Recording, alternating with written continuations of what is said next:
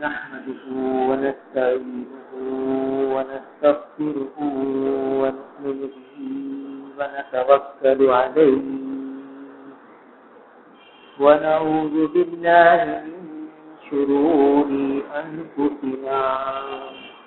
ومن سيئات أعمالنا من يهده الله فلا مضل له ومن يضلله فلا هادي له ونشهد أن لا إله إلا الله وحده لا شريك له ونشهد أن سيدنا وسندنا ونبينا وحبيبنا وحبيب ربنا وطبيبنا ومولانا محمدا عبده ورسوله أما بعد عن أبي سعيد وابن عباس قال رضي الله تعالى عنهما قال رسول الله صلى الله عليه وسلم من ولد له ولد فليحسن اسمه وأدبه فإذا بلغ فليزوجه فإن بلغ ولم يزوجه فأصاب إثما فإنما إثمه على أبيه رواه البيهقي. عن ابن عباس رضي الله تعالى عنهما قال قال رسول الله صلى الله عليه وسلم السيب أحق بنفسها من وليها والبكر يستأذنها أبوها في نفسها وإذنها سمعتها رواه مسلم. عن أبي موسى رضي الله تعالى عن النبي صلى الله عليه وسلم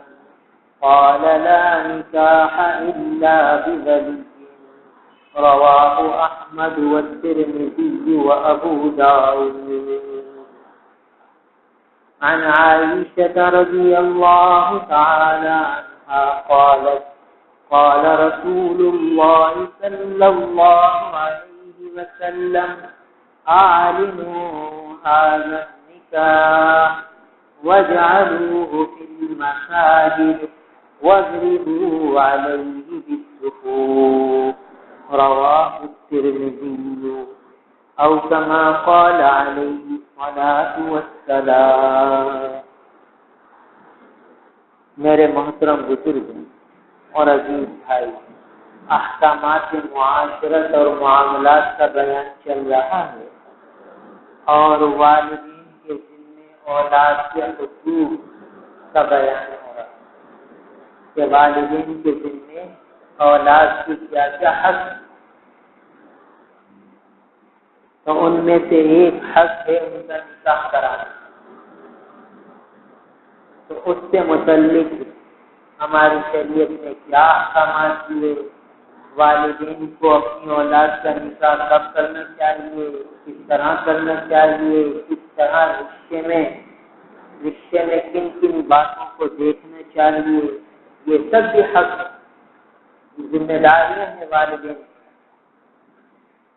تو اس حدیث میں فرمایا ہے کہ ابو سعید خدری رضی اللہ تعالیٰ عنہ سے روایت ہے، حضرت عبداللہ ابن عباس رضی اللہ عنہ سے روایت ہے. یہ دونوں صحابی حضور سے روایت کرتے ہیں کہ رسول اللہ صلی اللہ علیہ وسلم نے فرمایا من ولد له ولد، کہ جس کے گھر میں بچہ پیدا ہوا، فلیحسن اسمہ، اس کو چاہیے کہ اس کا اچھا سا نام رکھے، وَأَدِّبْهُ، اس کو آداب زندگی سکھلائے، زندگی گزارنے کے سارے آداب سکھلائے، اچھا سا اس کا نام رکھے، جیسے کہ پہلے بات گزری کہ قیامت کے دن آدمی اپنے نام اور باپ کے نام کے ساتھ پکارا جائے، اچھا نام ہوگا تو اس کے لیے ذرا اچھی بات ہوگی قیامت کے دن، برا نام ہوگا، برے لوگوں کا نام ہوگا، فنکاروں اداکاروں کا نام ہوگا تو سوچ لیجیے کہ ان کے ساتھ اثر ہوگا۔ تو اس لیے فرمایا کہ نام بھی اچھا رکھیں، وَأَدِّبْهُ، ان کو آداب سکھلیں، زندگی گزارنے کے آداب سکھلیں، تعلیم دیں بچوں کو کہ کھانا کیسے کھانا ہے، لباس کیسے پہننا ہے، سونا کس طرح ہے، چلنا کس طرح ہے، بیٹھنا کس طرح ہے، یہ آداب والدین سکھاتے ہیں۔ والدین کی ذمہ داری ہے کہ اولاد کو آداب کی تعلیم دیں، بالکل آزاد نہ چھوڑیں گے، جیسے چاہے چپل اتار دی، جیسے چاہے پڑھ کے سو گئے، جہاں چاہے بیٹھ کے کھانا کھا لیا، نہیں، ادبہ، یہ حق ہے کہ انہیں کھانا کھلانے کی تمیز سکھائیں۔ کتنے لوگ ہیں دسترخوان بھی نہیں دکھاتے، ایسے بیٹھ گئے کھانا کھانے، خود بھی بیٹھ گئے، اولاد بھی بیٹھ گئی، پھر اولاد نے یہ سیکھا کہ بھائی دسترخوان کوئی ضروری نہیں ہے، اور حضور کی تعلیم یہ ہے کہ کھانا کھانے بیٹھے تو دسترخوان بچھاؤ۔ کھانے کے آداب میں دسترخوان بچھانا، پھر دسترخوان اٹھانا، دسترخوان اٹھانے کی دعا تعلیم فرمائی حضور، وہ پڑھنا، بچوں کو سکھانا، یہ سب والدین کی ذمہ داری ہے۔ تو ہم میں سے ہر ایک جائزہ لے کہ حضور نے یہ حکم دیا ہے ادب، ان کو ادب سکھاؤ، تو ہم نے آپ جناب کو تو سکھلا دیا کہ بیٹا آپ کہو، جناب کہو، ان کو ادب سمجھا۔ بچہ کس طرح کھا رہا ہے، کس طرح پی رہا ہے، کس طرح چل رہا ہے، کیسے لباس پسند کر رہا ہے، کلہا کے لباس اس کو پسند ہیں یا بے دینوں کے لباس پسند ہیں، بچہ کس چیز کو اہمیت دے رہا ہے، کن لوگوں کی زندگی اس بچے کو پسند ہے، اس کی طرف کوئی توجہ نہیں۔ تو اس لیے اسے کھانے کے آداب سکھانے ہیں، اسے سونے کے آداب سکھانے ہیں، اسے چلنے پھرنے کے آداب سکھانے ہیں، اسے لین دین کے آداب سکھانے ہیں، ہر چیز سکھانے ہیں۔ یہ سب والدین کی ذمہ داری ہے۔ پینا کس طرح ہے، سیدھے ہاتھ سے پینا، بیٹھ کر پینا، 3 گھونٹ میں پینا، پھر بسم اللہ پڑھ کے پینا، پینے کے بعد الحمدللہ کہنا، یہ سارے آداب کون سکھائے گا بچوں کو؟ سارے آداب ان کو سکھلانے ہیں بچوں کو۔ تو حضور فرما رہے ہیں کہ ان کو آداب کی تعلیم دیں، اور پھر فرمایا کہ فیضا بلغ، جب یہ بالغ ہو جائیں فلیزوجہ، پھر ان کا نکاح کرا۔ بالغ ہونے کے بعد اب جلد سے جلد ان کے نکاح کی فکر کریں، یہ نہیں کہ بھائی اب یہ پاؤں پہ کھڑا ہوگا تو نکاح کریں گے، ابھی کیسے نکاح کریں؟ حضور فرما رہے فیضا بلغ، جب بالغ ہو جائے فلیزوجہ، اب اس کا نکاح کرو۔ معلوم ہوا کہ بالغ ہونے سے پہلے اس کو کچھ ذمہ داریاں کو، اس کی تربیت کرو، اسے کچھ پیشہ سکھاؤ، اسے کچھ ہنر سکھاؤ، کہ جب وہ بالغ ہو اب جلد سے جلد اس کی نکاح کی ترتیب بنے کہ کچھ کمانا بھی سیکھ جائے۔ یہ بھی والدین کی ذمہ داری ہے۔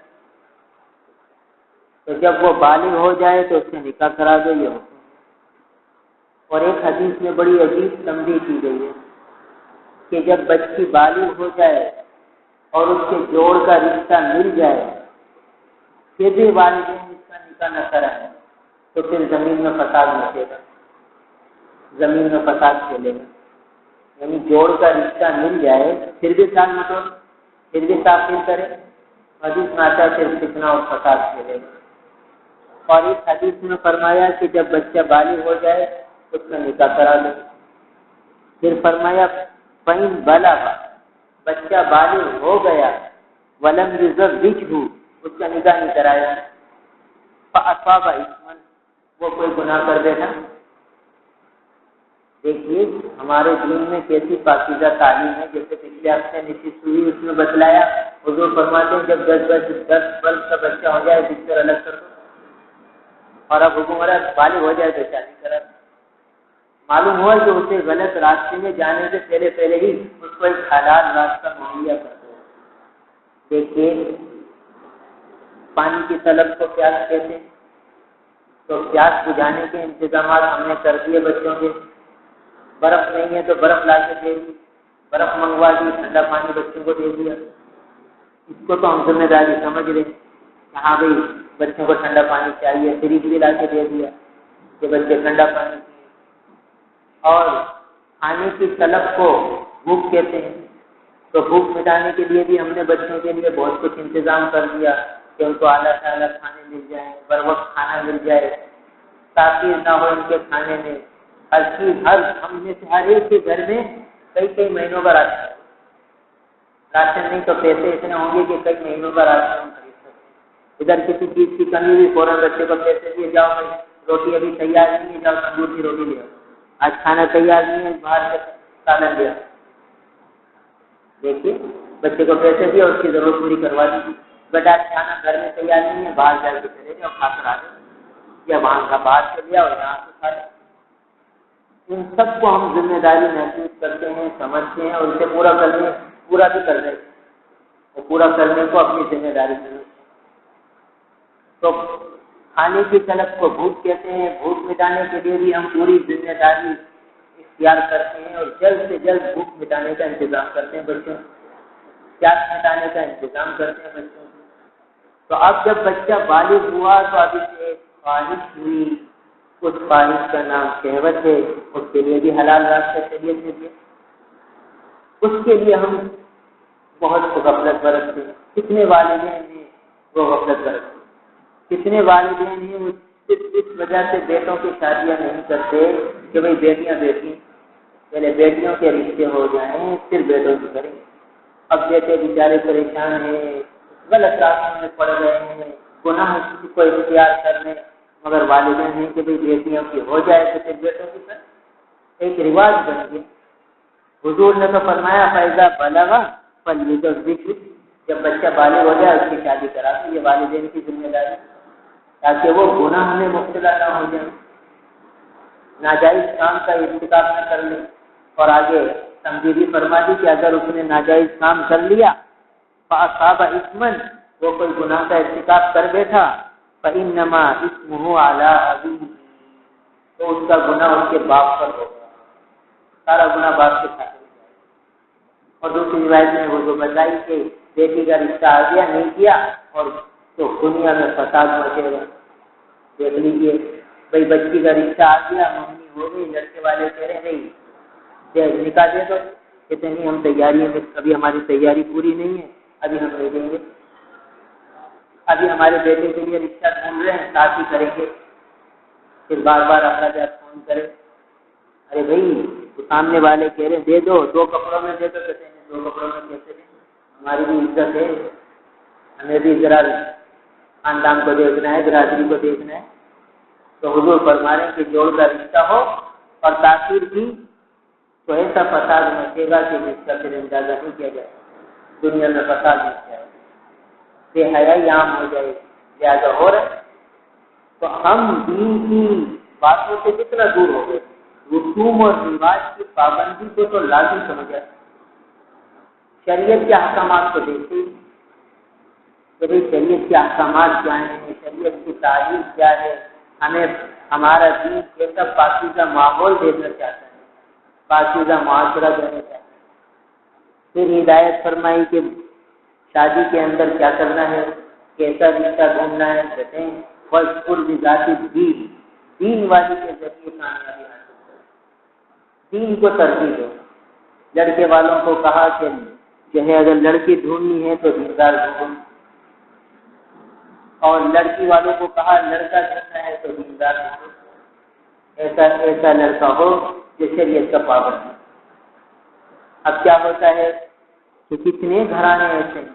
کہ شریعت کے مطابق رشتہ آتا ہے، بچی دیندار ہے، کوئی دیندار رشتہ آتا ہے، کہتے بھی برادری کا نہیں ہے، کیا کریں ہم تو برادری میں کرتے ہیں. لہذا برادری کے چکر میں اس بچی کو ایسے لڑکے سے جوڑ دیتے ہیں جو بیٹی نہیں. کیوں؟ ماں باپ نے یہاں دیکھیے اپنی عزت کی خاطر شریعت کے حکم کو پامال کیا۔ شریعت کا حکم یہ تھا کہ دینداری کو ترجیح دو۔ انہوں نے دینداری کو نہ دیکھا، رسم کو دیکھا، رواج کو دیکھا اور خاندان قبیلے کے اصول ضابطے کو دیکھا، شریعت کے اصول کو نہیں دیکھا۔ لہٰذا پھر کیا ہوتا ہے، پھر جب بے جوڑ رشتہ ہوتا ہے تو لڑائی جھگڑے ہوتے ہیں، یا پھر وہ بچی بھی بے دین بن جاتی ہے کہ بچی بڑی دیندار تھی، شریعت کی پابند تھی، برقع بھی پہنتی تھی اور بڑی نماز روزے کی بھی پابند تھی، فجر بھی پڑھتی تھی، تہجد بھی پڑھتی تھی، اور دیندار رشتہ آیا تو کہتے نہیں تو وہاں کریں گے جو رشتے برادری میں ہو۔ اب برادری میں رشتہ آیا تو یہ نہ دیکھا کہ دیندار ہے یا کیا ہے، دیکھا بھائی مالدار ہے تو بس کر دیا۔ اب بچی وہاں گئی، اب وہ کہتا ہے ٹی وی بھی دیکھ رہا تھا، گانے بھی سن، اور چلو دوستوں کے ساتھ، میرے دو دوست بھی گھومیں گے پھریں گے، میں بھی گھوم کر پھرتا ہوں بیوی کو، میں بھی اپنی بیوی کو دوستوں کے ساتھ لے جاؤں۔ اب اگر وہ بچی تو سختی کرتی ہے تو رشتہ ٹوٹتا ہے، اور سختی نہیں کرتی تو بے دینی کی آگ میں وہ بھی جلنے لگتی ہے، وہ بھی حالات کے مطابق جو ہے سمجھوتا کر لیتے کہ بس ٹھیک ہے کیا کریں، زندگی گزاریں۔ اب اس کو بھی نمازوں کی پرواہ نہیں ہوتی، قرآن کی تلاوت کی پرواہ نہیں ہوتی، ماں باپ بڑے خوش ہیں کہ بھائی ماشاء اللہ بڑی اچھی زندگی گزر رہی ہے، اور بھائی ہماری بچی ماشاء اللہ گھر میں خوش ہے، سکھی ہے۔ یہ سکھی نہیں ہے، یہ بہت بڑی سکھی، یہ جو ہمیں سکھ نظر آ رہا ہے یہ سکھ نہیں ہے، یہ دکھ ہے کہ یہ بچی بے دینی میں چلی گئی۔ کہاں تو وہ ماں کے گھر میں تحقیق کے لیے روڑ جاتی تھی، قرآن کی تلاوت نہیں چھوڑتی تھی، اور آج وہ قرآن بھی نہیں کرتی۔ اگر ماں باپ کا کس وجہ سے پوچھیں کہ اچھا گھرانہ ہے دنیا میں، ان کی بڑی لے ہے اور بڑا ان کا نام ہے دنیاوی اعتبار سے، لہٰذا چلو بھائی ہماری بچی خوش اور سکھی نہیں، اس میں تو شریر کو برباد کرتی ہے۔ اور اسی طریقے سے ہوتا ہے کہ دیندار بچہ ہے، اب بچہ کہتا ہے دیندار لڑکی ڈھونڈو، اور خاندان میں دیندار ملتی نہیں، اور دوسرے خاندانوں میں ملتی ہے تو والدین کہتے نہیں ہم تو خاندان سے باہر کیسے کریں گے، برادری سے باہر کیسے کریں، نہیں کریں گے۔ لہٰذا جو برادری میں ملتی ہے بے دین عورت وہ لے آتی ہے، اب جوڑ نہیں بیٹھتا، یا تو طلاقیں ہوتی ہیں یا پھر لڑکا بھی حالات سے سمجھوتا کر کے بے دینی کی زندگی گزارنے کو مجبور ہو جائے تو چلتا ہے بے دینی۔ دیکھ لیجیے ہمارے معاشرے میں کس طرح کی جو ہے آج کل فکر چل رہی ہے، یہ سب والدین کی غفلت اور لاپرواہی کا نتیجہ ہے، دین سے دوری کا نتیجہ ہے۔ بھائی فوراً علماء سے رجوع کر، بچی کے لیے رشتہ آیا بھلے غیر برادری کا ہے، آخر علماء سے رجوع کرتے۔ کہیں ایسا ہوتا ہے کہ باپ راضی ہے تو ماں اڑ جاتی ہے، کہیں ماں راضی ہے تو باپ اڑ جاتا ہے۔ اس طرح پھر جو ہے وہ رشتے ناطوں میں اپنی اناج کو بیچ میں لے آتے ہیں۔ تو حضور سے یہ فرمانے کہ بچہ بالغ ہو جائے بچہ نکاح کرتا ہے، تاخیر نہ کرے۔ اور کیسے ایسے قصے ہیں کہ بڑے بڑے بادشاہوں کے رشتے لوگوں نے اللہ والوں نے ٹھکرائے، اور غریب فقیر کو اپنی جگہ دے دینداری کو ترجیح دیتے کہ دنیا تو جیسے تیسے گزر جائے گی، اصل تو دین ہے، آخرت کی زندگی ہے۔ اگر دینداری ہوگی تو آخرت میں بڑے ہی خیر ہی خیر ہے، دنیا مقدر کی ہے وہ مل کر رہے گی۔ تو اس لیے یہ جو تاکیدات ہیں ہمارے نبی ان پر ہمیں توجہ دینی ہے، خصوصاً جو والدین ہیں وہ سوچیں کہ ہم اولاد کی حق تلفی تو نہیں کرتے۔ اگر لڑکے کو بے دین لڑکی دلا دی اور اس وجہ سے لڑکا بھی بے دین ہو گیا تو یہ والدین کی پکڑ ہوگی، انہوں نے حق تلفی کی بیٹے کو، اور اسی طرح بیٹی کو جو ہے بے دین رشتہ دے دیا، بے دین گھرانے میں دے دیا، اور وہ بچی اس وجہ سے بے دین ہو گئی تو یہ سارا گناہ والدین کے سر آئے گا، اور آخرت میں حق تلفی کا جرم ہوگا۔ کل وہ بیٹی ان سے حق مانگے گی کہ اللہ انہوں نے میری بیٹی پہ حق تلفی کی۔ حالانکہ پچھلے ہفتے حدیث سامنے آئی تھی کہ بعض بچیاں تو جس والد کے لیے جہنم کا فیصلہ ہو چکا ہوگا اس سے نپٹ جائیں گی، اسے جہنم میں نہیں جانے دیں گے۔ اب جو والد ہی بچی کو جہنم والے ماحول میں بھیج دے تو وہ بچی کیسے والد کو جہنم سے بچائے گی؟ وہ تو جنت میں جاتے ہوئے اسے روک لے گی کہ اللہ یہ میرا ابا تھا، اس نے اعلیٰ سے اعلیٰ گھرانے میں میری شادی تو کرا دی مگر میرے دین کی اس نے کوئی پرواہ نہیں۔ تو کتنی ایسی بچیاں ہیں جو دیندار ہیں مگر والدین صرف اور صرف اس وجہ سے ان کا رشتہ غیر برادری میں نہیں، دینداروں میں نہیں کرتے کہ برادری کے۔ آج کتنے لوگ کہتے ہیں کہ جہیز کی وجہ سے بچیاں بیٹی ہیں، جہیز کی وجہ سے بچیاں بیٹی ہیں۔ یہ صرف ایک نعرہ ہے، کوئی جہیز کی وجہ سے بچیاں نہیں بیٹی، ہمارے رسوم اور رواج کی وجہ سے بچیاں بیٹی۔ کیا ضرورت ہے جہیز لینے کی؟ کتنے ایسے ہمارے پاس لوگ آتے ہیں کہ کہتے ہیں ہم لڑکی والوں کو کہہ رہے ہیں کہ جلدی سے کر دو، بھلے 2 کپڑوں میں کر دو، مگر لڑکی والے تیار نہیں ہے، کیا کریں؟ اور وہ جو ہے ایک رواج بنا ہوا ہے، لہٰذا وہ بھی تاخیر سے تاخیر ہوتی رہتی ہے، جتنی تاخیر ہوتی ہے گناہ بڑھتے ہیں۔ ایک گناہ یہ ہوتا ہے کہ منگنی کے بعد لڑکا لڑکی باتیں شروع کر دیتے ہیں فون پر، حتیٰ کہ والدین ان کو ساتھ بھیجتے ہیں کہ جاؤ بڑے تفریح کر کے آ جائیں۔ نہ باپ کو پرواہ کہ میری بیٹی اجنبی لڑکے کے ساتھ جا رہی ہے، نہ ماں کو پرواہ، اور نہ اسی طریقے سے لڑکے کے ماں باپ کو پرواہ۔ بھائی منگنی کے بعد بھی یہ نامحرم اجنبی ہے، شرعاً نکاح کی کوئی رشتہ نہیں۔ ہاں نکاح ہو جائے پھر یہ محرم ہے، پھر ان کا جو ہے پردہ نہیں۔ تو اب اگر گناہ سے بچانا ہے تو منگنی کے فوراً بعد نکاح تو کر لیے جائے، پھر بھلے رخصتی دے رہے ہو، پھر بھلے فون پر ساری رات باتیں کریں، شرعاً گناہ تو نہیں ہوگا۔ اب کتنے والدین ہیں کہ بچے یہ چاہتے ہیں کہ کم از کم نکاح تو ہو جائے، مگر وہ کہتے ہیں نہیں، منگنی کے بعد بھلے ایسے باتیں کرتے رہو، ہم نے کوئی پرواہ نہیں، نکاح تو وقت پر ہی کریں گے اور رخصتی بھی ساتھ کریں گے، بھلے دیر تک باتیں کرو، بس کوئی مسئلہ نہیں۔ اس گناہ پر راضی ہیں، نکاح کر کے باتیں کرنے کی اجازت دینے کے لیے راضی ہے، کیونکہ وہ ماحول اور معاشرے کے خلاف ہے کہ بھئی جلدی نکاح کرنا اور بعد میں رخصتی کرنا بھی یہ ذرا بے تکا لگتا ہے، لہٰذا جب بھی نکاح کی صورت بنے گی، جب ساتھ ساتھ رخصتی ہوگی، ابھی بھلے تم کتنی باتیں کرو، اجازت ہے، گھومنے بھی چلے جاؤ، ہوٹلنگ بھی کرو، اور جو ہے باقاعدہ لڑکی والے لڑکے کو بلاتے ہیں، لڑکے والے لڑکی کو بلاتے ہیں، ساتھ بیٹھتے ہیں، باتیں کرتے ہیں۔ اتنی بے غیرتی اور بے حیائی کا منظر ہے کہ اس کا اللہ کا پکڑ آتی ہے، اللہ کا عذاب نازل ہوتا ہے۔ یعنی اجنبی لڑکا اجنبی عورت دونوں ساتھ ان کو بٹھایا جا رہا ہے، والدین بھی اس سے راضی ہیں، اتنے بڑے منکر پر، اتنے بڑے گناہ پر والدین بھی راضی ہیں، سب راضی ہیں۔ یہ جو منگنی کی تقریب ہوتی ہے اور اس میں لڑکا لڑکی ساتھ بیٹھے ہیں اسٹیج پر، اور یہ سارے مہمان سب گناہگار ہیں، کبیرہ گناہ کے مرتکب جتنے اس منگنی میں شریک ہیں، کہ وہ اس بے حیائی کے منظر کو دیکھ رہے ہیں، نہ منع کر رہے ہیں، نہ دل سے برا سمجھ رہے ہیں، نہ اس مجلس سے جا رہے ہیں۔ حالانکہ حکم یہ تھا کہ جہاں کوئی گناہ کی بات ہو یا تو اسے روک دو یا وہاں سے اٹھ کے چلے جاؤ۔ 500 میں 500 آدمیوں کی دعوت ہے ہال میں، اور لڑکا لڑکی ساتھ بیٹھے ہیں، سب دیکھ رہے ہیں، اور کسی کو یہ نہیں ہے کہ چلو بھائی گناہ سے میں اس سے چلا جاؤں کہ ایک اجنبی لڑکا ایک اجنبی لڑکی کو اس طرح ساتھ بٹھا دیا ہے، وہ انگوٹھی بنا رہا ہے اور ان کی تصویر کبھی ہو رہی ہے، اور سب کھڑے میں سب دیکھ رہے ہیں۔ یہ سب اتنا بڑا اجتماعی گناہ ہوتا ہے ہر منگنی کی تقریب۔ اور اللہ معاف کرے جو ظاہری دیندار اور نمازی کہلاتے ہیں وہ بھی کہتے کیا کریں یہاں پہ، یہ دنیا کا ایک دستور ہو گیا، اسے دنیا داری سمجھتے اور اسے بہت ہلکی بات ہے۔ تو آخرت میں پتہ چلے گا کہ یہ والدین نے بیٹے اور بیٹیوں کے ساتھ کتنی حق تلقی، کیسی بڑی حق تلقی کی ہے، والدین نے بیٹی کی اور والدین نے بیٹی کی۔ اس طرح ان کو بٹھا دیا اور منگنی کی تقریب ہو رہی ہے، اور اسے بہت اچھا سمجھا جا رہا ہے کہ ماشاءاللہ دیکھو اچھا نہیں ملا، سب گناہگار ہوتے ہیں، کبیرہ گناہ کے مرتکب ہے۔ اس طرح بے حیائی کا منظر ہو رہا ہے اور کوئی روکنے والے نہیں۔ پھر جب اس طرح بے حیائی کا منظر ہو اور کوئی روکنے والا ہی نہ ہو اور سب اس منظر سے خوش، دیکھیے ایک ایک گناہ کو گناہ سمجھ کے کر رہا، ایک ایک گناہ کو گناہ ہی نہ سمجھ، یہ بڑا سخت جرم ہے۔ گناہ کو گناہ ہی نہ سمجھا ہے، یہ بڑا سخت معاملہ ہے، اور بعض اوقات کو اللہ معاف کرے ایمان کل ہونے کا خطرہ ہے۔ یعنی گناہ سے خوش ہونا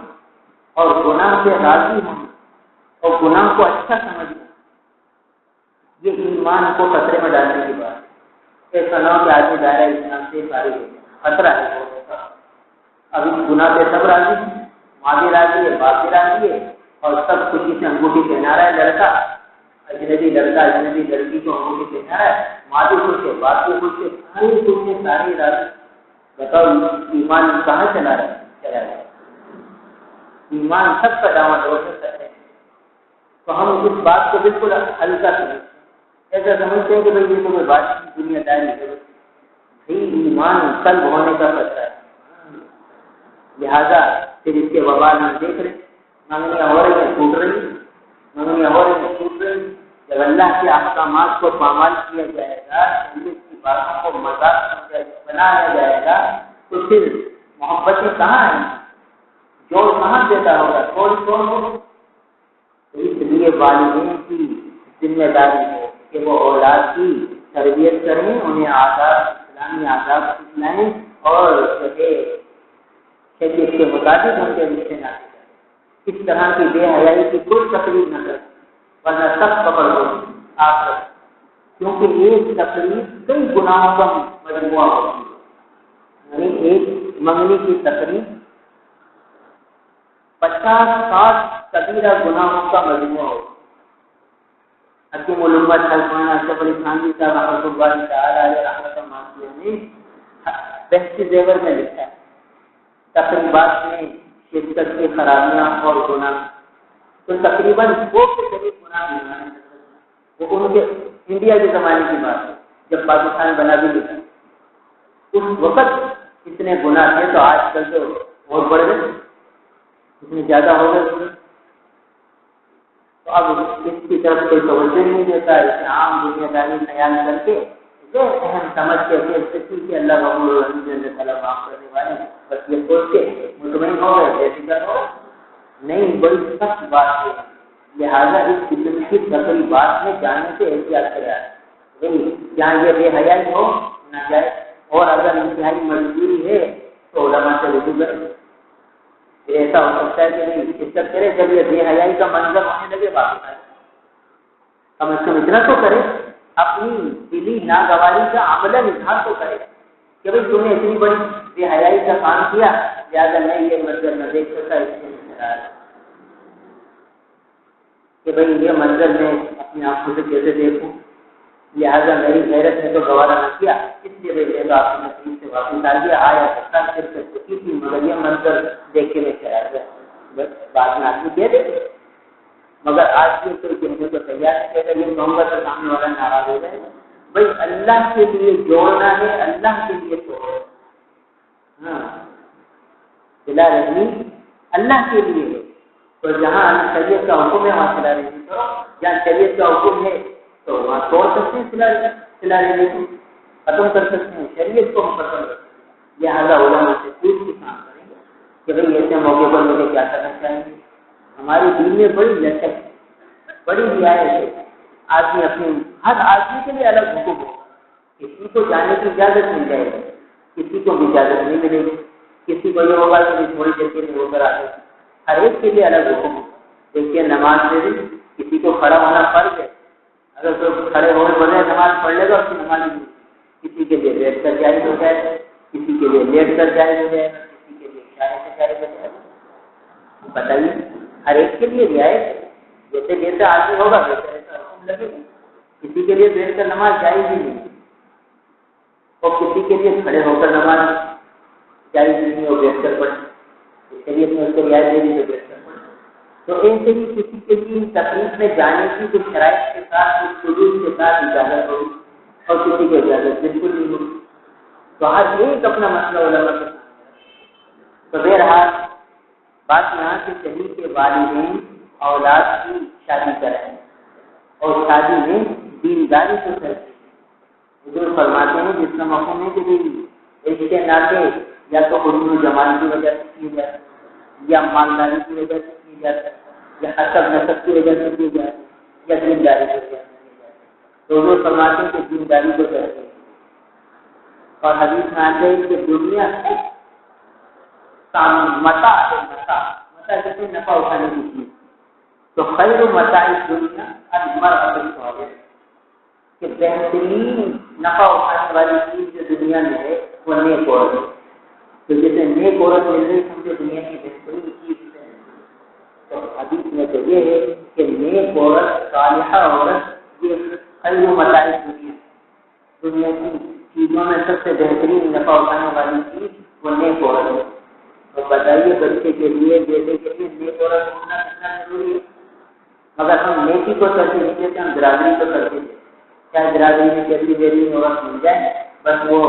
رنگ کی اچھی ہو اور اچھے خاندان کی ہو اور بڑی مالدار ہو، تاکہ ہمیں کچھ ہدیے ملیں، تحفے ملیں، ہمیں بھی ذرا مان ملے، عزت ملے کہ بھئی ہاں ہم فلاں کے سمجھی ہیں اور فلاں کے بچے ہمارے گھر میں ہے۔ والدین اپنی ظاہری عزت کی وجہ سے، اپنی ظاہری نام کو اونچا رکھنے کے لیے ایسے ایسے گھرانوں میں بچوں سے خوش ہوتے، لہٰذا یہ حضور کو فرما رہے کہ نیک عورت کو لے کر آؤ گھر، اور یہ ہے کہ بھائی ڈاکٹر بھی ہو، انجینئر ہو، اعلیٰ تعلیم یافتہ ہو، پڑھی لکھی ہو، یہ پڑھے لکھے کا دور ہے، تعلیم یافتہ ہونے کا دور ہے، زیادہ پڑھی لکھی ہونی چاہیے، اس چکر میں رہے۔ اور اسی طریقے سے لڑکی والے اعلیٰ تعلیم یافتہ لڑکا ہو، وہ بہت دیر کمانے والا ہو، چاہے بے دین ہو، چاہے شہید ہو، کسی دور کا والا مگر وہ مالدار، یا تو کتنے لوگ ہیں وہ بیچارے ایسے قادیانی لڑکیوں کو لڑکیاں دیتے، وہ دیکھیں اعلیٰ پوسٹ پر ہیں، اسی پوسٹ پر قادیانی کو دے، شیعہ کو دیتے، حالانکہ قادیانی سے نکاح ہوتا ہی نہیں مسلمان لڑکی کا، شیعہ مرد سے مسلمان لڑکی کا نکاح ہوتا ہی نہیں۔ اب بتائیے کتنا معاملہ جو ہے آج سے نکلا ہوا ہے۔ تو ہمیں تو یہ دیکھنا ہے کہ شریعت کا حکم کیا، شریعت کا حکم آ جائے، علماء سے مشورہ کرے اور رشتہ کر کے جلد سے جلد ساتھی کے ساتھ۔ حدیث میں ہے کہ وہ نکاح سب سے زیادہ برکت والا ہے جس میں خرچ کم سے کم۔ آج ہمارے نکاح دیکھیں کتنے خرچوں کے ساتھ ہو رہے ہیں، تو برکت کہاں سے آئے گی؟ حضور تو فرماتے کہ وہ نکاح برکت ہے جس میں کم سے کم خرچ ہو، اور ہمارے نکاح اتنے مہنگے تو برکت آئے گی۔ اسی لیے کوشش بھی کرنی چاہیے کہ ہم رشتے ناطوں میں شریعت کے احکامات کو مد نظر رکھیں،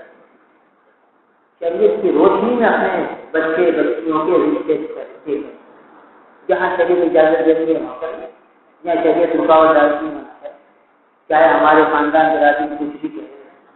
شریعت کو ختم کرنا ہے، پھر انشاءاللہ خوشیاں بھی ملیں گی، راحت بھی ملیں گی، محبت بھی ملیں گی، ورنہ تو پھر فتنہ فساد لڑائیاں جھگڑے۔ تو بہرحال بات یہاں آئی کہ منگنی کے بعد فوراً کم از کم نکاح کر دیا جائے، پھر بھلے بچے رات دن باتیں کریں، پھر بھلے بچے بچیاں گھومنے چلے جائیں، کم از کم شرم گناہ تو نہیں ہوگا۔ مگر دیکھیے عجیب بات، جب آدمی شیطان کی پیروی کرتا ہے، گناہ والی زندگی گزارتا ہے، تو اب اس کو گناہ اچھا لگتا ہے اور دین کی بات اسے مایوس نہیں لگتی ہے۔ لہٰذا دیکھیے منگنی کے بعد اس طرح لڑکے لڑکی گھومنے پھر رہے، یہ کوئی ایک نہیں لگتا، حالانکہ کبیرہ گناہ اور انتہائی درجے کی بے حیائی کا کام، مگر اس میں نہ والدین، نہ لڑکے کے والدین کو اعتراض کریں گے نہ لڑکی کے والدین، مگر کہو گے نکاح کر لو، نہیں تو نکاح کے بعد چلو نہیں کریں گے، نکاح کے بعد منع، یعنی جو حلال راستہ تھا وہ مالی ہو گیا اور جو حرام راستہ تھا وہ فیشن بن گیا، اور اس کو سمجھتے ہیں یار یہ تو فراخ دلی ہونی چاہیے، ذہن وسیع ہونا چاہیے، آدمی کو ذہن کھلا رکھنا چاہیے، کھلے ذہن کا ہونا چاہیے، اور زیادہ آدمی کو روزنا وہ نہیں ہونا چاہیے، مدد کھلا دل ہونا چاہیے۔ یہ آج کل سوچے ہونے لگے ہیں، تو دین کی بات وہ معلوم لگتی ہے۔ دین بھی تو یہ کہہ رہا تھا کہ ٹھیک ہے گھومے پھرے ساری رات باتیں کرے، مگر نکاح کر لو، ایجاب کو قبول کر لو، بھلے مختلف بات کرو، مگر یہ بات سمجھنے کتنے والدین اور وہ بچے بچیاں منگنی کے بعد باتیں کرتے ہیں، تو یہ باتیں کرنا بھی کبیرہ گناہ ہے۔ والدین اگر اس پر خوش ہوں گے تو والدین بھی گنہگار ہیں۔ والدین کی ذمہ داری ہے کہ بچے بچیوں کو اس طرح بات کرنے سے روکیں۔ بعض بچیاں ہوتی ہیں نہیں کرنا چاہتی تو ماں کہتی نہیں کر لے کر، ورنہ وہ ناراض ہو جائے گا، ورنہ تو رشتہ ٹوٹ جائے گا، اور بچی مجبور ہو کے کرتی بھی جاتی ہے، تو وہ ماں اس کی گناہ کی طرف، اور وہاں وہ لڑکے کی بہنیں اور لڑکے کو کہتے ہیں چل لے باتیں کر لیں، نہیں تو پھر پریشانی ہوگی، کیوں ہوگا نہیں ہوگا، تو وہ باتیں تو لگا دیں۔ لہٰذا ہر جگہ یہ بے دینی کی آگ لگی، پھر جب جس رشتے میں اس طرح بے دینی ہو بھائی جو ہے جو عمارت کچرے کے ڈھیر پر تعمیر کی جائے گی وہ عمارت پائیدار تھوڑی ہوگی، وہ تو زمین بوجھ ہوگی۔ تو لہٰذا جو اس طرح گناہ کے ساتھ عمارت کی بنیاد ہوئی منگنی کے بعد اس طرح بے گناہ ہوئے ہیں تو یہ کچی عمارت ہے، یہ کبھی بھی ٹوٹ سکتی ہے، گر سکتی ہے اور یعنی منگنی نکاح سے پہلے تک تو ایسی محبتیں ہوتی ہیں دونوں خاندانوں میں کہ بس ادھر سے بھی توڑے آ رہے ہیں، ادھر سے بھی ہڈی آ رہی ہیں، ادھر سے بھی دعوت ہو رہی ہے، ادھر سے بھی دعوت ہو رہی ہے۔ دیکھیے یہ شیطان کی شیطانیت دیکھیے کہ کس طرح یعنی جوڑ کی شکلیں دکھا رہا ہے۔ حالانکہ یہ وہی بات یہ ورم ہے جسے آدمی پہلوان سمجھ رہے تو یہ تو ورم میں بیماری ہے، تو اب اس میں لڑکی والے نے توڑے ایسے دے رہے ہیں، لڑکے والے نے توڑے ایسے دے رہے ہیں، 1 سال 2 سال 20 سال جب تک منگنی رہی بڑی محبت رہی دونوں خاندان، تو سب رسمی رواجی محبت، ادھر شادی ہوئی اگلے مہینے میں رشتہ دار، اب یہ بھی ان کو برا کہہ رہے ہیں، یہ ان کو برا کہہ رہے ہیں، ارے حلال کام ہو گیا، نکاح ہو گیا، اب تو محبت ہونی چاہیے، وہ تو منگنی تھی، اس میں تو اس طرح محبت نہیں ہونی چاہیے تھی، مگر وہی تھا، وہ تو مرض تھا، بیماری تھی، وہ محبت کوئی وہ تو تخنہ تھا، بناوٹ تھی، ریا تھا، دکھلاوا تھا کہ ہم اتنا کر رہے ہیں کام ہو گیا، ہم اتنا مان دے رہے ہیں، ہم اتنا مان دے رہے ہیں، ادھر نکاح ہوا اور ادھر دیکھیے دونوں خاندانوں میں کیسے رنجشیں ہوتی ہیں، لڑائیاں ہوتی ہیں اور علمان کرنا کی طلاق کرنا عام ہو رہا ہے۔ تو ہم میں سے ہر ایک ذرا دیکھ لیں کہ یہ شیطان کس طرح بے دینی کے کاموں میں کس طرح آگے بڑھاتا ہے اور دین کے کاموں میں کس طرح رکاوٹ ہے۔ تو نکاح کے بعد پھر یہ رشتہ چلتا تھوڑی ہے جب اس رشتے کی بنیاد ہی بے دینی پر رکھی اور عرصے تک بے دینی پہ چلتے رہے تو یہ سب سے بڑی محبت ہے۔ وہ محبت کا دھوکہ تھا، محبت نہیں، وہ تعلقات کا دھوکہ تھا، تعلقات حقیقی نہیں تھی۔ لہٰذا یہ ہوا 2-3 مہینے بعد لڑائیاں ہو گئی، جھگڑے ہو گئے، طلاق ہو گئی، وہ اب کہاں گئے، کہاں گئے، لینا دینا سب پتہ۔ حتیٰ کہ بعض اوقات سے ایسے سوال آتا ہے دارالاسلام میں کہ لڑکی والے کہتے ہیں کہ ہم نے لڑکے والوں کو جو حقیقت دیے، ان کی ماں کو، ان کی بہنوں کو منگنی کے بعد سے لے کر شادی تک جتنے اہمیت پیسے دیے وہ بھی ہم لینا چاہتے ہیں، وہ بھی ہمیں دلوائے گے۔ اور وہ چونکہ دونوں طرف سے وہ قریب نہیں کی بات سنتے ہیں، مساجد کی کہنے کی کوئی ہوتی ہے خاندان میں، پھر وہ بیچارے آتے ہیں ہمارے پاس کہ بھائی لڑکی والے یہ ڈیمانڈیں کر رہے ہیں کہ بھائی جو دیا تھا 3 سال تک دیا تھا واپس کرو، اب بتاؤ کہاں سے واپس کریں، کیا کریں۔ تو لہٰذا یہ شریعت کے خلاف کام کرنے کے نتیجے میں جو ہم آنکھوں سے دیکھ رہے پھر بھی عبرت ہم نہیں لے، پھر بھی ہم بھی اسی طرح چل رہے جیسے کہ دوسرے چلے اور ٹھوکر کھائی۔ تو ہمیں تو یہ دیکھنا ہے کہ بھائی ہم اپنے بچوں کے معاملے میں شریعت کو مقرر کریں، ہر معاملے میں شریعت کو آ رہا ہے، اور جو ہے حضور اخراجات سے اپنے آپ کو بچائیں کہ حضور کہتے ہیں وہ نکاح برکت والا ہے جس میں کم سے کم خرچ ہے، تو ہم کم سے کم خرچے کے ساتھ شادی کرتے ہیں۔ پھر بات چلتی ہے کہ حضور صلی اللہ علیہ وسلم نے اپنی بیٹی کو جہیز دیا تو ہم بھی اپنی بیٹی کو جہیز دیں گے، تو جہیز دینا تو ثابت ہے۔ حالانکہ یہ بھی ایک قسم کی غلط فہمی لوگوں کو جہیز دینی کہ حضور صلی اللہ تعالیٰ علیہ وسلم نے اپنی بیٹی فاطمہ الزہرا خاتون جنت رضی اللہ تعالیٰ عنہا کو خود سے جہیز دیا۔ حالانکہ روایات میں آتا ہے کہ عربوں کے یہاں لڑکیوں کو دینے کا رواج ہے۔ حضور اکرم صلی اللہ تعالیٰ علیہ وسلم حضرت علی رضی اللہ تعالیٰ عنہ کے بھی ولی سرپرست تھے۔ حضرت علی کا کون تھا وہاں؟ حضور کے ساتھ ہی رہے تھے بچپن سے، بچوں میں سب سے پہلے اسلام حضرت علی رضی اللہ تعالیٰ عنہ لائے اور پھر جو ہے حضور کے ساتھ بچپن سے رہے، پھر مدینہ بعد ہجرت فرمائی تو حضور کے ساتھ ہی رہے۔ کون تھا ان کا وہاں بڑا؟ والد ابو طالب تو مکے میں ہی فوت ہو چکے تھے، یہاں ان کا کون سا بڑا سفر حضور کے علاوہ؟ تو حضور کے گھر میں رہتے تھے، حضور ہی کے سرپرست تھے۔ پھر کیا ہوا کہ علی سے حضور نے فرمایا کہ تمہارے پاس محل میں دینے کے لیے کچھ ہے؟ فرمایا کہ ہاں یہ میری گرا ہے، لوہے کا ایک لباس۔ فرمایا کہ دیکھو بعد میں 480 درہم کی تھی، بعد میں 500 کی، وہ لا کے حضور کو دے دیے۔ حضور نے ان پیسوں سے حضرت علی نے دیے، اپنے پیسوں سے نہیں، وہ سامان خریدا تھا، ایک گدا تھا اور ایک جو ہے تکیہ تھا، کھجور کی چھال اس میں خریدی تھی اور جو ٹینکیاں تھیں یہ چیزیں 2-4 چیزیں کرنے کے لیے بھی تھی تو اپنی جیب سے نہیں تھی، لڑکی کے والد نے خود خریدی نہیں تھی، بلکہ ایسے علی رضی اللہ عنہ جو مہر کے پیسے دیے تھے ان سے یہ سامان خریدا تھا، اور کیونکہ حضرت علی کے سرپرست تھے، حضرت علی کے سارے کام حضور نہیں کریں گے تو کون کرے گا؟ والد کی جگہ سے ولی کے سرپرست تھے، تو اس اعتبار سے گویا جو حضور نے دیا وہ حضرت علی رضی اللہ عنہ کی طرف سے دیا، حضرت فاطمہ کی طرف سے دیا، حضرت فاطمہ کے والد ہونے کے ناطے سے نہیں دیا، حضرت علی کے سرپرست ہونے کے ناطے سے دیا۔ اب بتائیے تو شریعت کا تو حکم یہ تھا، حضور کا طریقہ یہ تھا، تو اب ہم نے اس کو یہ رواج دیا ایک عام سی رواج پڑھ لیا اور اس کو دلیل بنا کے جو حضور نے دیا ہم بھی دیں گے، تو حضور نے تو حضرت علی کے سرپرست ہونے کے اعتبار سے دیا، تو ہم جو ہے لڑکی کے سرپرست ہونے کے اعتبار سے دیتے ہیں، پورا گھر بھر دیتے ہیں، اس کی وجہ سے رشتوں میں شامل نہیں کرتے ہیں، تو یہ مناسب نہیں ہے، اور جو ہے زور کا رشتہ آئے اور جلد سے جلد نکاح کر لیا جائے، چاہے 2 کپڑوں، اور ایسے لڑکے والے بھی زیادہ جو ہے وہ خرچے اخراجات نہ کریں، ولیمے میں بھی زیادہ خرچے نہ کریں۔ یہ جو ہم نے ولیموں کی رسمیں بنا رکھی ہیں کہ 500 آدمی کا ولیمہ ہوگا تو ہوگا، ورنہ تو ولیمہ ہی نہیں،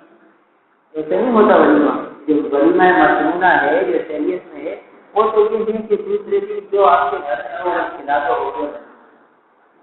یہ نہیں کہ اس کے لیے حال بھی بک کرا دی نہیں ہے اور پھر اس میں ہزاروں آدمی کی دعوت ہو، ہر ایک کو خاص ہو، یہ مسنون طریقہ نہیں رہتا، یہ رسمی رواجی ہے۔ اس رسمی رواجی کو ہم نے یہ اور یہ نہ کرو تو ایک بوجھ ہوتا ہے کہ یار سب کا کھایا ہے، یعنی تم لوگ آیا تو کیا کریں، جذبہ تو یہ سنت کے احیاء کا جذبہ تو جذبہ یہ ہے کہ سب کا کھایا ہے، کھلانا ہے۔ اللہ تعالیٰ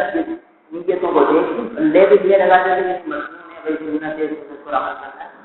احیاء سنت کا جذبہ ہوتا تو 4 آدمی کو کھلا دیتے ہو گئی سنت، آپ کو آدمی کو بلانے کی ضرورت ہی نہیں، کہتے بلا بنا کر کھایا ہے تو ان کو کھلانا ہے، اب کھایا ہے کھلانا ہے، یہ تو تبادلہ ہے، تو تبادلہ کرنے ولیمہ تھوڑی ہے، دل کے جذبے اللہ تعالیٰ سے، تو لہٰذا ولیمہ تو یہ تھا۔ حضور اکرم صلی اللہ تعالیٰ علیہ وسلم کا ایک ولیمہ سفر میں ہوا، کس طرح ہوا؟ حضور نے فرمایا بھی جس کے بعد جو کچھ ہے لے کر آؤ، اور جو ہے بس سامنے رکھ دیا، اور جس کے پاس جو کچھ کا کھجوریں، پنیر اور جو ہے جو بھی چیزیں جیسے خان سے رکھی سب نے مل کر کھا لیا، فرمایا یہ ہمارا ولیمہ جو حضور کا ولیمہ ہوگا۔ ایسے صفیہ رضی اللہ عنہ اس وقت یہ ہوا، تو بتائیے اتنا سادہ ولیمہ حضور نے کیا، ایسا کرنے کا ہم سوچ بھی نہیں سکتے، اور سوچیں گے تو ہم کہیں گے بھی اس طرح تو ہوتا ہے، کچھ تو دنیا داری کرنی پڑے گی۔ اب جب کچھ دنیا داری کرنی ہے تو سنت تو نہ رہی، تو ہمارے جذبے ہیں جس کو ہم پورا کر رہے ہیں، اپنی خواہشات اور ارمان کو پورے کر رہے ہیں۔ لہٰذا ہمیں تو یہ دیکھنا ہے کہ حضور کا طریقہ اتنا سادہ، اتنا اگر ہم اس کو رواج دیں، زمانے میں تو بہت سے لوگ ایسا کر رہے ہیں الحمدللہ، اور کوئی سادگی سے ہو جاتا ہے، نہ کوئی شور خرابہ، نہ کوئی الحمدللہ سادگی سے ہو جاتا ہے، کوئی پریشانی نہیں، کوئی تکلیف نہیں، تو کرنے والے آپ کے دور میں بھی کر رہے ہیں، تو بس ہمت کی ضرورت ہے، آپ تھوڑی سی ہمت کرے، اللہ تعالیٰ سے مدد مانگے، اللہ تعالیٰ راستے بنا دے۔ تو بہرحال اس حدیث میں فرمایا کہ فیضا بلغا فلیزوج، جب وہ بالغ ہو جائے تو اس کا نکاح کراؤ، فین بلغا ولم یزوج، بس اگر وہ بالغ ہو جائے اور اس کا نکاح نہ کرایا، فاصاب اسما، اس نے کوئی گناہ کر لیا، فانما اسمه علی ابیہ، تو اس کے گناہ اس کے باپ پر ہوگا، یہ جو اس نے گناہ کیا اس کا وبال اس کے باپ پر ہوگا۔ پھر یہاں حضرت ابن عباس رضی اللہ عنہ سے روایت ہے، فرماتے ہیں کہ رسول اللہ صلی اللہ علیہ وسلم نے فرمایا الطیب احق بنفسها من ولیها والبکر یستأذنها ابوها فی نفسها، کہ طیبہ عورت یعنی کوئی عورت مطلقہ ہے یا بیوہ ہے، اب اس کا دوسرا نکاح ہو رہا ہے، تو اب اس سے اجازت مل جائے گی، تو صحیح اجازت مل جائے گی، اگر تم اس رشتے کے لیے راضی ہو یا نہیں راضی، اور اگر کنواری ہے تو اس سے اس کا ابا اجازت لے گا، یستاذنها ابوها فی نفسها ویذنها شمالها، اس کی اجازت اس کا خاموش ہے۔ معلوم ہوا کہ بھائی رشتے ناطوں میں لڑکیوں سے بھی پوچھا جائے، بچیوں سے بھی پوچھا جائے کہ بھائی تمہیں کہاں رشتہ کرنا ہے، اور ان کی مرضی کا بھی لحاظ کیا جائے اور اپنی بات کو بھی دیکھا جائے۔ امام و تفہیم سے چلا ہے۔ آج کیا ہو رہا ہے کہ بس امام و تفہیم نہیں ہے، بس جو ہے اس رات و تفریح سے کہیں بچیاں اڑی کر جاتی ہیں، کہیں والدین اڑ جاتے ہیں اور معاملہ تبدیل ہو جاتا ہے۔ حضور فرمانے کے نہیں، بچی سے اجازت لو، اس کی مرضی معلوم کرو، زندگی بھر سے گزارو۔ اور آگے والی حدیث آ گئی کہ حضرت ابو موسیٰ رضی اللہ عنہ سے یہ نبی پاک صلی اللہ علیہ وسلم فرمائے کہ لا نکاح الا بولی، ولی کی اجازت کے بغیر نکاح ہوگا ہی، یعنی اگر لڑکیاں کورٹ میرج جا کے کر لیں گی تو نکاح ہوگا ہی نہیں۔ حدیث کی ایک حدیث میں آتا ہے ایما امراتی نکاحت بغیر اذن ولیہا فنکاحها باطل باطل، تو جو لڑکی اپنے ولی کی اجازت کے بغیر جا کے نکاح کرنے کی کا باطل ہے، باطل ہے، باطل۔ تو ان حدیث کی روشنی میں بعض فقہ فرماتے ہیں کہ جو لڑکیاں کورٹ میرج جا کے کر دیتی ہیں شرعاً وہ باطل ہے، اور بعض فقہ فرماتے ہیں کہ وہ تو جائے گا مگر والدین کو اختیار ہوگا اور پھر وہ کورٹ میں جا کے کیس کر سکتے ہیں۔ بڑی لمبی بات نہیں، بہرحال یہاں دیکھیے دونوں کو دونوں کا لحاظ رکھتے ہیں کہ بچی کو تاکید یہ ہے کہ والدین کی اجازت کو بھی دیکھے، والدین کے خوشی کا بھی لحاظ رکھے، اور والدین کو تاکید کرتی ہے کہ بچی کی خوشی کا لحاظ رکھیں۔ دونوں جگہ ہمارے دین میں تو امام و تفہیم ہے، اعتدال کا راستہ، نہ والدین کو کلی اختیار دیا نہ بچیوں کو کلی اختیار دیا۔ بچوں کو تاکید کی کہ بھائی ولی کی اجازت اور والدین کی اجازت سے نکاح کرو، اور بچوں کو حکم اور والدین کو حکم دیا کہ بچوں کی رضا کو بھی دے۔ لہٰذا آج ہمارے معاشرے میں یہی تو والدین کی ذمہ داری ہے کہ نکاح کرائیں بچوں کا جلد سے جلد جوڑ کے رشتے ڈھونڈے جائیں، اور جو ہے اس میں دینداری کو ترقی کی جائے اور سادگی کو ترقی کی جائے۔ پھر آگے حدیث میں آیا کہ اللہ کے رسول فرماتے ہیں حاضر نکاح اعلان کر کے کرو، چھپ کر نہ کرو، کیونکہ اس طرح کورٹ میرج ہو جاتے ہیں چھپ کر، یہ نبی کی تعلیم کے خلاف ہے۔ حضور فرماتے ہیں حاضر نکاح، ان نکاحوں کو اعلان کر کے کرو، وَأَوَجْعَلُوهُ فِي الْمَسَاجِدِ، اور یہ نکاح مسجد میں بدلو، مسجد میں نکاح کرو، وَاجْلِبُوا عَلَيْهِمْ بِالْوُضُوءِ، اور اس پر دف کی بجا دیا، یعنی اعلان کرو، سب کو پتہ چل جائے کہ یہاں پہ نکاح ہے۔ تو دیکھیے یہ تعلیمات ہیں، لہٰذا اس سے پتہ چلا کہ چھپ کر نکاح کرنا یہ بھی نہیں، یہ بھی ہمارے دین میں اجازت نہیں ہے اس طرح نکاح کرنے کی جس طرح بعض بچے بچیاں کر رہے ہیں۔ تو لہٰذا یہ جو گڑبڑ ہو رہی ہے کہ والدین کی تربیت نہ کرنے کی وجہ سے، تو والدین نے جو اولاد کے حقوق میں حق تلفی کی ہے اس کا ذریعہ وہ زیادہ ہے جو آج ہمارے معاشرے میں نظر آئے۔ اللہ تعالیٰ کو عمل کی الحمد للہ رب العالمین والعاقبۃ للمتقین والصلاة والسلام على رسوله محمد وآله وأصحابه أجمعين۔ اللهم أنت السلام ومنك السلام، تبارك يا ذا الجلال والإكرام۔ ربنا فاغفر لنا ذنوبنا وكفر عنا سيئاتنا وتوفنا مع الأبرار۔ اللهم إنا نسألك العافية ونسألك تمام العافية ونسألك دوام العافية ونسألك الشكر على العافية۔ اللهم متعنا بأسماعنا وأبصارنا وقواتنا أبدا ما أبقيتنا۔ یا اللہ ہماری اولادوں کو ہماری آنکھوں کی ٹھنڈک بنا دیجیے، ہم کو اولاد کی تربیت میں حقوق کی ادائیگی میں جو کمی کوتاہی ہوئی یا اللہ معاف کرنا دیجیے، اس کے وبال سے ہماری حفاظت کرنا، یا اللہ اس کی نحوست سے ہماری حفاظت کرنا۔ اے اللہ ہمیں ہمارے بچے بچیوں کے بہتر جوڑ والے نگاہ والے رشتے عطا کرنا دیجیے۔ ارے اللہ ہر ایک گھرانے میں محبت پیار کی فضائیں قائم کرنا دیجیے، ہر گھرانے میں نفرتوں کو، لڑائیوں کو، جھگڑوں کو ختم کرنا دیجیے۔ یا اللہ امن کی سکون کی فضائیں قائم کرنا دیجیے، ہماری سہمت اعمال ہم پر مسلط نہ فرمائیے، ہمارے حق تلفیوں کا وبال ہم پر مسلط نہ فرمائیے، ہماری نافرمانیوں کی سزا ہمیں نہ دیجیے، ہمیں معاف فرما دیجیے۔ نستغفر اللہ ونتوب الیہ، نستغفر الله ونتوب إليه، نستغفر الله ونتوب إليه، لا إله إلا أنت سبحانك إني كنت من الظالمين لا إله إلا أنت سبحانك إني كنت من الظالمين ربنا تقبل منا إنك أنت السميع العليم وتب علينا إنك أنت التواب الرحيم وصلى الله تعالى على خير خلقه محمد وآله وأصحابه أجمعين آمين.